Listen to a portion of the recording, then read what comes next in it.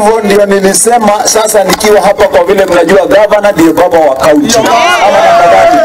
Sasa nikiwa baba wa kaunti hapa, mimi nilisema wazi ya kwamba kila mtu wakati tunaongea, hakuna mtu tutatenga nje na hakuna mtu tunachuki na yeye.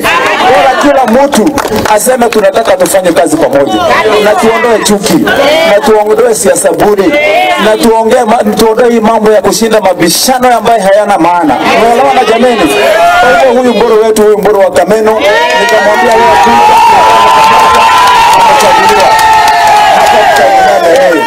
wakati ikifika tukimaliza hii, hata mjumbe wetu MP tutamuita pia, kumwambia kuja tutembea hata wewe umechaguliwa hapa, ama namna gani? Mimi gavana nikipata mtu mwingine hata yote amechaguliwa hapa, hata yeye nitamwambia kuja. Hivyo mimi nataka niwaambie siasa, mimi niko chonjo. Mambo ya siasa ikifika 2027 hiyo tutafanya. Saa hii kuleta maendeleo, ama namna gani jameni? So vile mmesikia sasa hao viongozi wengine wakisema hii dhika tunabadilisha.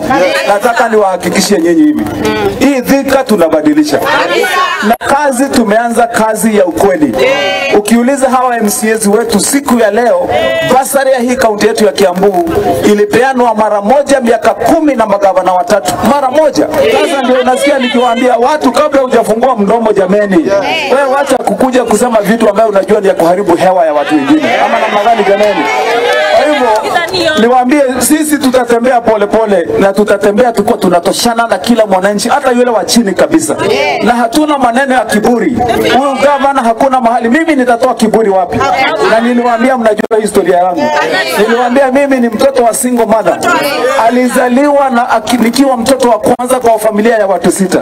Mama yangu akiwa anapendana na baba, kukaa muda mfupi wakaachana na baba akiwa na watoto 6. Baadaye baba yangu akafa.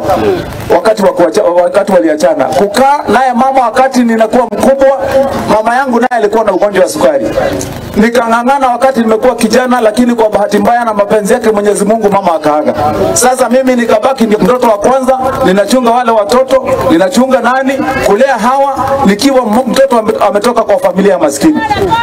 Kwangu watu wetu hakuna mtu ambaye kuchaguliwa ati mseme mimi nilienda kuuza jina ya familia kubwa.